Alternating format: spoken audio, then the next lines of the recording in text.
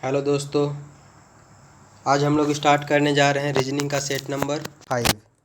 ठीक है, इसके पहले 4 सेट हम लोगों ने देख लिया है, आज 5वां सेट है। तो चलिए देखते हैं क्वेश्चन को। देखिए, सबसे पहले मेरे पास क्वेश्चन है, लोकेश अपने घर से 15 किलोमीटर उत्तर दिशा की ओर गया। तो सबसे पहले तो हम डायरेक्शन को ही देख लेते हैं कौन क्या होता है। तो देखिए, इसको कहते हैं पूरब, ये होता है पश्चिम, ऊपर वाला उत्तर और नीचे वाला दक्षिण। ठीक है, उत्तर और पूर्व के बीच वाला जो रास्ता है इसको कहते हैं उत्तर पूर्व। उत्तर और पश्चिम के जो बीच का रास्ता है इसको बोलते हैं उत्तर पश्चिम। दक्षिण और पश्चिम का रास्ता को बोलते हैं दक्षिण पश्चिम, और दक्षिण और पूर्व के बीच के रास्ता को बोलते हैं दक्षिण पूरब। ठीक है, तो इस आधार पर ही हम क्वेश्चन को सॉल्व कर सकते हैं। चलिए देखते हैं। तो क्वेश्चन क्या कर रहा है, लोकेश अपने घर से 15 किलोमीटर उत्तर की ओर गया। हम मान लेते हैं कि ये मेरा दिशा है। ठीक है, उत्तर ऊपर की ओर ही था, उत्तर की ओर गया, फिर वह पश्चिम की ओर मुड़ा। अब यहाँ से पश्चिम किधर होगा मेरा, तो मेरा पश्चिम इधर होगा। ये 15 किलोमीटर गया था। ठीक है, पश्चिम की ओर मुड़ा और 10 किलोमीटर गया, तो यहाँ से यहाँ तक वह कितना दूरी तय किया, 10 किलोमीटर। बाद में दक्षिण की ओर मुड़कर 5 किलोमीटर चला। अब यहाँ से ये डायरेक्शन मुड़ेगा तो किधर जाएगा।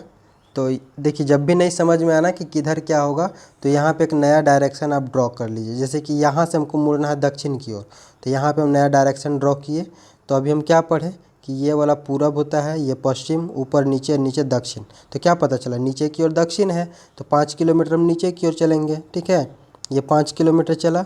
अंत में पूर्व दिशा की ओर 10 किलोमीटर चला। अब यहाँ से भी हमको नहीं समझ में आ रहा है, यदि कि हम पूरब की ओर किधर की ओर जाए, तो यहाँ भी चलिए एक ड्रॉ कर लीजिए। तो ये होगा पूरब, पश्चिम, उत्तर, दक्षिण। पता चल गया इधर की ओर चलना है हमको।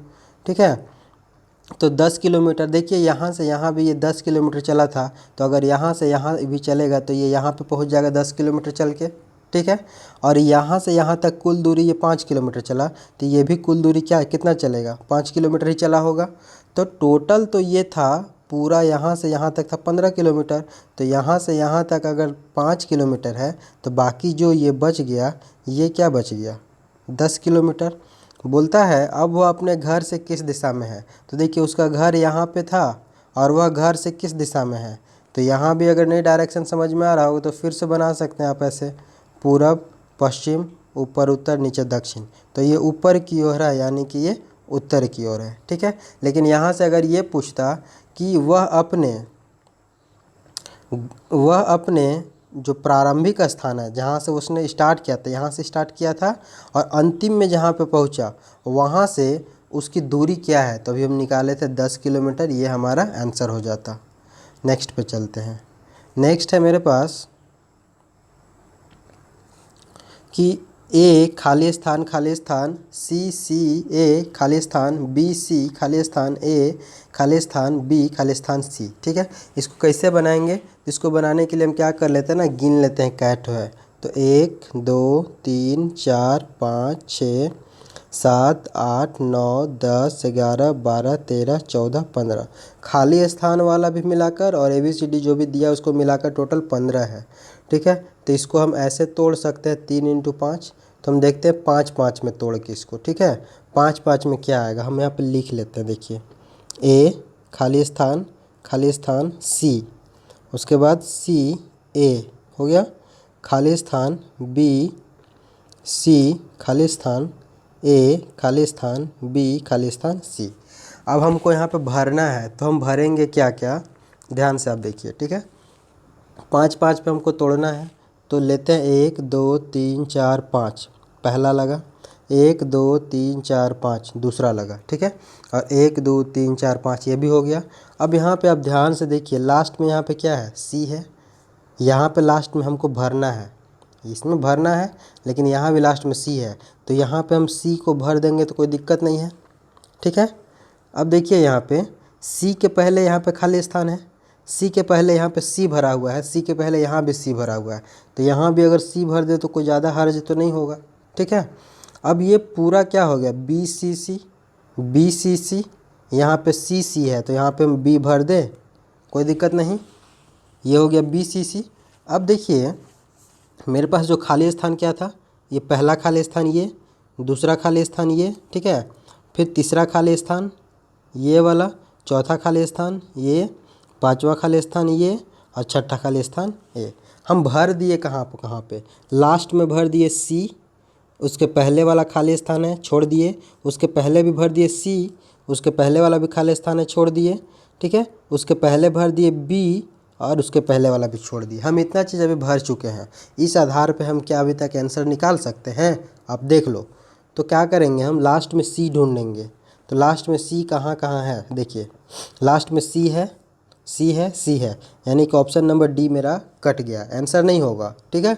अब लास्ट से गिनो 1 2 3, 3 नंबर पे सी कहाँ पे है, तो 1 2 3 सी तो है, 1 2 3 सी नहीं है, यानी कि ऑप्शन नंबर ए भी कट गया। अब हमको चेक करने के लिए सिर्फ बच गया ऑप्शन नंबर सी और ऑप्शन नंबर बी, ठीक है। तो अब हम क्या करेंगे, तो अब हम देखिए यहाँ पे क्या है, ए के बाद खाली स्थान, ए के बाद खाली स्थान, ए के बाद खाली स्थान, यानी कि तीनों की जगह खाली स्थान एक ही चीज़ है, ठीक है। तो हम यहाँ पे क्या भर सकते हैं, ज़रा ध्यान से देखें। तो इसको भरेंगे, तो ध्यान से देखेंगे तो हमको क्या मिल रहा है। देखिए दूसरा नंबर पे बी है ना, दूसरा नंबर पे बी काट दिए, दूसरा नंबर पे बी काट दिए, क्योंकि ऑप्शन नंबर सी और बी ही हमको चेक करना है। फिर तीसरा, चौथा नंबर पे सी है, चौथा नंबर पे सी है, चौथा नंबर पे सी है, काट दिए। फिर पांचवा नंबर खाली स्थान है, छठा नंबर पे सी है, यहाँ भी सी है, यहाँ भी सी है, काट दिए। अब हमको भरने के लिए क्या बच गया, ए, या तो इसको भर देंगे या बी ए, ठीक है। तो अगर हम यहाँ पे ये भरते हैं, देखिए यहाँ पे अगर हम भर देते हैं ए और ए, तो क्या बना, A B double C, A B double C, A B double C, यानी कि ये वाला सी नंबर तो बहुत ही अच्छे तरीक़ा से मैच कर रहा है। लेकिन अगर हम इसको रख दें तो क्या होगा, ए के जगह पर बी रख दे, ये बी, अब बाद में फिर ए है, ए यहाँ भी, ए यहाँ भी, तो क्या हो जाएगा, A double B C C, double A B C C, double A B C C.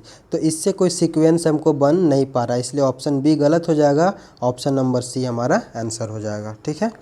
Next बढ़ते हैं। नेक्स्ट मेरे पास क्वेश्चन है वंडर, WONDER, वंडर को क्या लिखा जाता है, NOWRED। बहुत ही आसान क्वेश्चन है ये तो। कैसे आसान है देख लीजिए, कि W को ऐसे कर दिया यहाँ पे, O को यहाँ पे और N को यहाँ पे, ठीक है, D को यहाँ, R को यहाँ, E को यहाँ।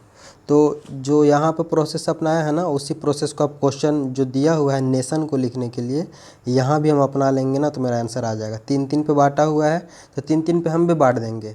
तो T शुरू में चला आएगा, A बीच में हो जाएगा, N यहाँ हो जाएगा, ठीक है। इस तरह से N यहाँ चला आएगा, O बीच में हो जाएगा और I यहाँ पर हो जाएगा। तो क्या आएगा, TANNOI, कहाँ पे है, ये तो स्टार्ट ही नहीं है T से, गलत हो गया, TANNOI, यानी कि ऑप्शन नंबर डी आंसर हो जाता है, ठीक है। आगे बढ़ते हैं। आगे है, एक पुरुष का परिचय देते हुए एक स्त्री ने कहा, एक ये स्त्री है, ठीक है, इसका परिचय दे रही है, वह मेरे पिता, यानी कि ये जो है इसके पिता, इसका पिता ये हुआ, ठीक है, इसका पिता के पुत्र, यानी कि इसका ये अगर पिता है तो इसका पुत्र यहाँ पे होगा, ठीक है, इसका पुत्र, ये पुत्र हो गया, पुत्र की इकलौती बहन। तो अगर इसका पिता ये है, इसका पिता ये है, ये लड़की है, ये लड़का है, तो इसका इकलौती बहन यही हुई, ठीक है। इकलौती बहन का पुत्र है, यानी कि यह इसका बेटा है। बताइए कि उस स्त्री का उस पुरुष से क्या संबंध है। तो ये स्त्री जो है इस पुरुष की कौन हो गई, तो इस स्त्री जो है इस पुरुष की माँ हो गई। और इसके रिवर्स में देखेंगे तो ये इसका क्या हो जाएगा, चूँकि ये पुरुष था तो ये इसका बेटा हो जाएगा, ठीक है। आप फिर से एक बार देख लीजिएगा, ध्यान से समझ में आ जाएगा। सिंपल यहाँ पे कुछ नहीं कह रहा है, अगर हम फिर से इसको बताना चाहें तो इसमें कुछ नहीं कहा जा रहा है। एक पुरुष है, पुरुष को चलिए हम प्लस ले लिए, और एक स्त्री, ये स्त्री है और ये पुरुष है, ठीक है।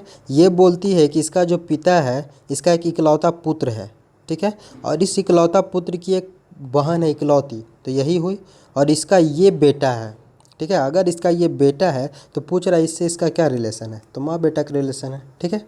आगे बढ़ते हैं।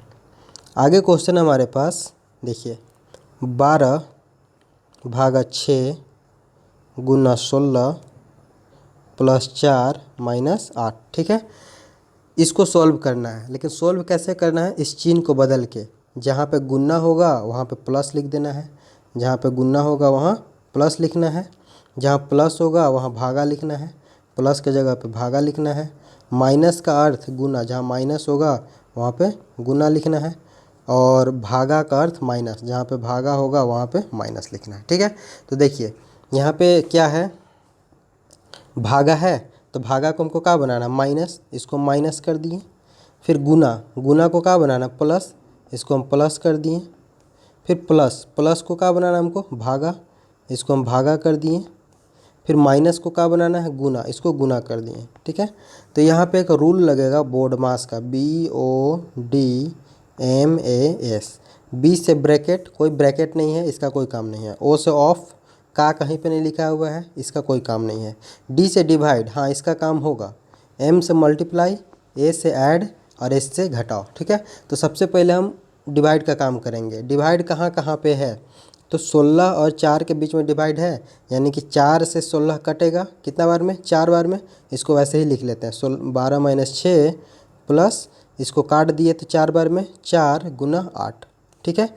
अब भागा का काम कर लिए, अब गुना का काम करना है। गुना कहाँ पे है, 4 और 8 के बीच में है, तो लिखेंगे 12-6 प्लस 8 गुने 4 32। अब गुना का भी काम कर लिए, अब प्लस का काम करना है। प्लस कहाँ पे है, ये 32 के पहले प्लस है और 12 के पहले प्लस है, तो इसको और इसको जोड़ लेंगे तो क्या हो जाएगा, 2 और 2 4, 3 और 1 4, -6। अब इसको सिंपली घटा देंगे तो क्या बच जाएगा, 38, और यही हमारा आंसर हो जाएगा, ऑप्शन नंबर सी, ठीक है। आगे की ओर चलते हैं। आगे क्वेश्चन है, अनुज विराज से छोटा है, ये अनुज है, अनुज जो कि विराट से छोटा है, लेकिन अमन से लंबा है। कौन लंबा है, जो शुरुआत में दिया है इसको बोल रहा है, ठीक है। तो यहाँ पे है अमन, देखिए अमन से ये लंबा हो गया और विराट से छोटा हो गया, क्वेश्चन के अकॉर्डिंग शूट हो गया। अब बोलता है सागर अनुज से छोटा है, अनुज से छोटा है सागर, ये अनुज है तो सागर हो सकता है कि यहाँ पे भी आ जाए, यहाँ पे भी आ जाए। आगे क्वेश्चन पढ़ते हैं, लेकिन अमन से लंबा है। अच्छा, अब पता चल गया कि अनुज से छोटा है और अमन से लंबा है, यानी कि ये बीच में होगा कौन, सागर। आगे बोलता है और देव विराट से छोटा है, ये विराट है, इससे छोटा देव है, तो हो सकता है कि यहाँ भी हो, लेकिन अनुज से लंबा है, लेकिन बोल रहा है कि अनुज से ये लंबा है, तो ये दोनों के बीच में कौन होगा, देव होगा। अब बोलता है कि सबसे लंबा व्यक्ति कौन है, तो सबसे लंबा व्यक्ति जो सबसे ऊपर होगा वही सबसे लंबा व्यक्ति कहलाएगा, तो क्या होगा आंसर हमारा, विराट। अब यहाँ से और भी चीज़ पूछ सकता था ये कि सबसे छोटा व्यक्ति कौन है, तो क्या आंसर आता, अमन। सबसे बीच में कौन व्यक्ति है, तो अनुज। इस तरह का क्वेश्चन यहाँ पे फॉर्म होता है, ठीक है। आगे की ओर बढ़ते हैं। तो आगे मेरे पास आ गया डिक्शनरी जो हम लोग पढ़ते आ रहे हैं, तो इसमें डिक्शनरी के अकॉर्डिंग सजाना है, तो क्या करेंगे, सबसे पहले ई है, ई का नंबर 5, फिर ई का नंबर 5, F 6, I 9, A 1। यहाँ पे आपको सबसे छोटा कौन दिख रहा है, 5वां नंबर वाला दिख रहा है, तो सबसे पहले 5 नंबर आएगा, तो 5 यहाँ भी, यहाँ भी, यहाँ भी, यहाँ नहीं है, यानी कि बी नंबर ऑप्शन गलत। उसके बाद क्या आएगा, ये देखिए ये तो कट गया ना पूरा पूरी, ठीक है। अब एक के बाद अभी कौन आएगा, ये दोनों में से ही 5 में से कोई आएगा, यानी कि या तो ऑप्शन 1 आएगा या तो ऑप्शन 3 आएगा, ठीक है ना। तो अगर ऑप्शन 1 और 3 आएगा तो 6 और 9, ये जो 2 नंबर और 4 नंबर है ये तो लास्ट में ही जाएगा। तो लास्ट में अभी हम इसको अगर रोक दें कि ये दोनों में से कौन आएगा, तो यहाँ हम डिसाइड कर सकते हैं, क्यों, क्योंकि जो सबसे बड़ा होगा वो सबसे लास्ट में जाएगा। तो 9 किस में है, ऑप्शन नंबर 4 में है, तो ये सबसे लास्ट में जाएगा। तो 4 यहाँ पे भी है, यहाँ पे भी है और यहाँ पे भी है, ठीक है। उसके पहले क्या आएगा, तो 9 से छोटा वाला कौन है, 6, जो कि 2 नंबर है, तो यहाँ भी है, यहाँ भी है, देखिए यहाँ नहीं है, ऑप्शन नंबर डी भी काट दिए। हम ऑप्शन को एलिमिनेट करना सीख रहे हैं, ठीक है। अब हमको सिर्फ बच का गया चेक करने के लिए, देखिए 5 2 4, 5 2 4, सिर्फ बीच वाला अंतर है, 1 और 3 का जो ऑर्डर है, सीक्वेंस है, ये अलग अलग है। तो हम इसको कैसे चेक करेंगे ना, देखिए यहाँ पे ई कट गया, डबल एफ कट गया, ई कट गया, डबल एफ कट गया, ख़त्म। अब उसके बाद आया ओ का नंबर क्या हुआ 15 और ई का नंबर क्या हुआ 5। अब सबसे छोटा कौन इसमें और इसमें, तो 3 नंबर वाला, तो पहले नंबर पे 3 आया और उसके बाद 15 है तो उसके बाद 15 वाला लिख दिए, तो ऑप्शन नंबर ए हमको आंसर मिल गया। ठीक है, आगे की ओर बढ़ते हैं। आगे है कि रवि कक्षा के छात्रों की लाइन में, रवि लाइन के दोनों तरफ से 17वां है। यानी कि अगर रवि है और इधर से गिना जाता है तो भी इसका स्थान 17वां है और इधर से गिना जाता है तो भी इसका स्थान 17वां है। तो अगर ये दोनों का आपस में जोड़ दे तो क्या आ जाएगा 34। लेकिन एक चीज़ आप ध्यान दो कि इधर से जब हम गिन रहे थे तो भी रवि को गिने और इधर से गिन रहे थे तो भी रवि को गिने, तो रवि को 2 बार गिन लिए तो एक घटा देंगे क्योंकि रवि को 2 बार नहीं गिनेंगे ना हम, एक ही आदमी को, तो हो गया हमारा 33 हो गया कुल छात्रों की संख्या। नेक्स्ट पे बढ़ते हैं। बोलता है अमन उत्तर की ओर चलना प्रारंभ करता है। अभी जस्ट डायरेक्शन पढ़े थे, मान लेते हैं यहाँ अमन है तो उत्तर ऊपर की ओर होगा, चलना प्रारंभ करता है, वह दायां मुड़ता है, तो दायां किधर होगा, तो दायां इधर होगा, वह दायां मुड़ा। ठीक है, फिर बाईं, फिर बायां और फिर यू मोड़ लेता है, यहाँ के बाद वह बायां मुड़ता है तो ऊपर की ओर मुड़ेगा। ठीक है, बायां मुड़ा। अब बोलता है यहाँ से वह यू मोड़ लेता है जिसका मुंह प्रारंभिक अवस्था से है। प्रारंभिक अवस्था से कहाँ पे है ये बताना है। ठीक है, तो देखिए अगर ये बायां मोड़, ये बाईं ओर मुड़ता है और फिर यू मोड़ लेता है तो हम ऐसे की ओर मोड़ दे। ठीक है, तो ये कहाँ हो गया, स्टार्ट यहाँ से किया था इसके पीछे हो गया जस्ट। ठीक है, तो हमारा आंसर क्या होगा पीछे, ऑप्शन नंबर ए आंसर हो जाएगा। ठीक है, आगे चलते हैं। यहाँ पे है मेरे पास कुछ आलू आम है। देखिए अगर ये आलू है, अगर ये आलू है, ठीक है, तो आलू का कुछ हिस्सा आम है, तो यहाँ से हम ऐसे कर सकते हैं कि आलू का कुछ हिस्सा क्या है आम है। अब बोलता है सभी आम सब्जी है, तो आम का जितना भी हिस्सा है आम, ये पूरा का पूरा आम तो सब्जी है, ये पूरा आम क्या है सब्जी है। लेकिन अगर ये ऐसा नहीं ना बोला है कि पूरा आलू सब्जी है, सिर्फ आम की बात कर रहा है कि पूरा आम सब्जी है। ठीक है, अब निष्कर्ष मेरे पास क्या निकल के आ रहा है कि सभी सब्जी आलू हैं, तो सब्जी का जितना भी हिस्सा है ये सारा सब्जी आलू है नहीं। अगर ऐसा रहता कि सारा सब्जी आम है तो सही था, लेकिन सारा सब्जी आलू नहीं है क्योंकि यहाँ पे ध्यान से आप देखोगे तो क्या मिलेगा, आलू का कुछ हिस्सा ही जो है वो सब्जी है। ठीक है, तो सभी सब्जी आलू है गलत है।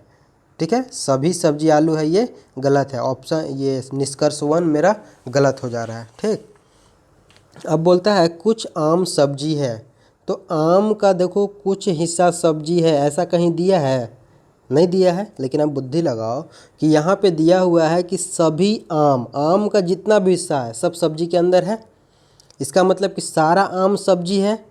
अगर सारा आम सब्जी है तो आम का कुछ हिस्सा भी सब्जी ही होगा, यानी कि ऑप्शन नंबर बी निष्कर्ष भी हमारा सही है। ठीक है ना, अगर ऐसा दिया हुआ है कि सारा आम सब्जी है तो आम का अगर कुछ हिस्सा भी ले ले तो सब्जी ना कहलाएगा। ठीक है ना, इसलिए ये सही है, तो निष्कर्ष 2 सही है। अब बोलता है ऑप्शन नंबर ए केवल निष्कर्ष 1 अनुसरण करता है, 1 तो करता ही नहीं है, गलत। केवल निष्कर्ष 2 अनुसरण करता है, हाँ केवल निष्कर्ष 2, क्योंकि सिर्फ 1-2 नंबर सही हो रहा है इसीलिए हम कहेंगे कि 2 नंबर सही है। दोनों निष्कर्ष अनुसरण करता है नहीं, न तो निष्कर्ष 1 न ही निष्कर्ष 2 अनुसरण करता है नहीं, क्योंकि निष्कर्ष 1 तो सही बात है अनुसरण नहीं करता, लेकिन निष्कर्ष 2 करता है, तो ये भी ऑप्शन गलत। हमारा ऑप्शन क्या हो गया बी नंबर। ठीक है, आगे चलते हैं। तो आज के लिए इतना ही था दोस्तों। आपको अगर ये वीडियो अच्छा लगा होगा तो अपने दोस्तों के साथ शेयर कीजिएगा। ठीक है, और इस वीडियो को लाइक कीजिएगा, ज़्यादा से ज़्यादा इसको शेयर कीजिएगा और इस चैनल को सब्सक्राइब कर लीजिएगा ताकि आपको इस तरह का जो वीडियो है रेगुलर टाइम पे मिलता रहे। ठीक है, और घंटी का बटन भी दबा लीजिएगा ऑल पे करके, ठीक, ताकि आपको समय समय पर ये सारा वीडियो मिलता रहे। तो धन्यवाद दोस्तों, मिलते हैं अगले वीडियो में।